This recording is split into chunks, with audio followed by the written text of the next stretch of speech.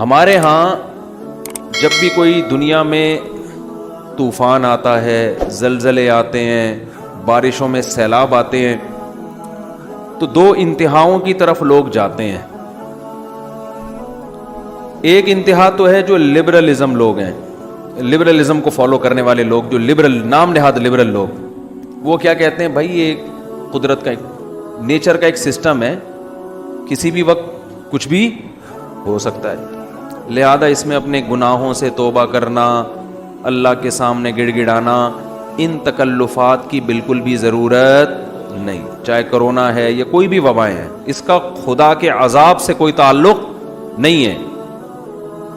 بھائی پلیٹیں ہیں زمین کی، ہلیں گی تو دھسیں گے سارے. جب زمین سے اتنی گیس نکال رہے ہو، اتنا آئل نکال رہے ہو، تو خلا پیدا ہوتا ہے نا، وہ خلا پور ایسے ہی ہوگا کہ ایک طرف کا حصہ کھسک کے یہاں جائے گا، تو وہ زمین ہے وہ کوئی چھوٹی موٹی چیز تو نہیں ہے.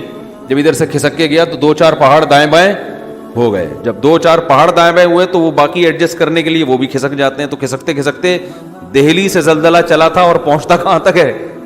لاہور تک، اور درمیان میں بہت سے لوگوں کو لقمہ اجل بناتا ہوا جاتا ہے. تو وہ کہتے ہیں ایک تو سائنٹیفک حقیقت ہے، اس کا خدا کے عذاب سے اور ثواب سے کیا تعلق ہے بھائی؟ کیا کریں یار، پھر وہی باتیں اب سمجھانا مشکل ہو رہا ہے. وہ کہہ رہے سیلاب جو آتا ہے نا، یہ دریا کا پانی امڈ آیا اور گاؤں کے گاؤں پی گیا، اس کا کسی کے نیک اور برے ہونے سے کوئی تعلق نہیں ہے، نہ اس میں خدا سے توبہ استغفار کرنے کی ضرورت ہے.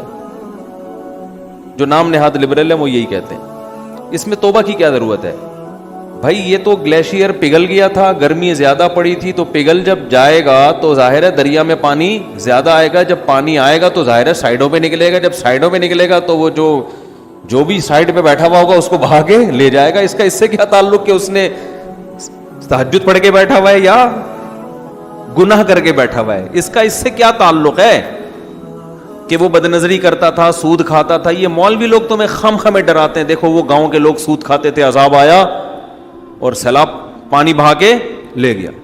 اس سے کیا تعلق ہے؟ اس لیے توبہ ووبہ کرنے کی ضرورت نہیں ہے.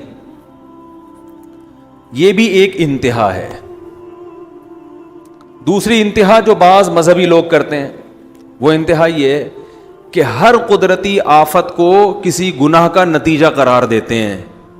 یہ بھی 100% غلط ہے. نہ قرآن کی یہ تعلیمات ہے، نہ نبی صلی اللہ علیہ وسلم کی یہ تعلیمات ہے. ہمیں پتہ چلتا ہے اسلامی تاریخ سے، قرآن و سنت سے، کہ بہت سے نیک لوگوں پر بھی عذاب آئے ہیں. مدینہ منورہ میں قحط پڑ گیا تھا، لوگ بھوک پیاس سے مرنا شروع ہو گئے تھے. حضرت عمر کا دور خلافت تھا. اس سے اچھا دور کائنات میں آ سکتا ہے؟ قحط پڑا ہے، طاعون کی بیماری پھیلی، 25,000 صحابہ اور تابعین لقمہ اجل بن گئے، جو اس وقت دنیا کے بہترین لوگ تھے، مگر وبا پھیلی ہے اور ہزاروں لوگوں کو اس نے لپیٹ لیا، جن میں زیادہ تر صحابہ اور تابعین تھے. نہیں آ رہی بات میرا خیال؟ تو یہ کہنا کہ وہاں زلزلہ جو آیا تھا تو اصل میں وہاں اس قسم کے لوگ رہتے تھے اس لیے آیا تھا، تو کوئی بھی جب قدرتی آفت آتی ہے اللہ کی طرف سے، اس کو لازمی کسی گناہ کا نتیجہ قرار دینا، یہ بھی قرآن و سنت کی تعلیم کے خلاف ہے. آفتیں نیک لوگوں پر بھی آتی ہیں اور برے لوگوں پر بھی آتی ہیں. ہم قرآن و سنت میں جب غور کرتے ہیں نا تو ہمیں 2 قسم کی آفتیں ملتی ہیں، اس زمین پہ ہوتی ہیں 2 قسم کی. ایک آفت تو وہ قرآن نے بیان کی ہے جس میں واقعتاً 100% گناہ کا دخل ہوتا ہے، اور وہ اس عذاب کی کوئی سائنٹیفک لاجک نہیں ہوتی، وہ قدرت نے اپنی طرف سے کام کیا ہوتا ہے جس کا کوئی بظاہر سبب موجود نہیں ہوتا.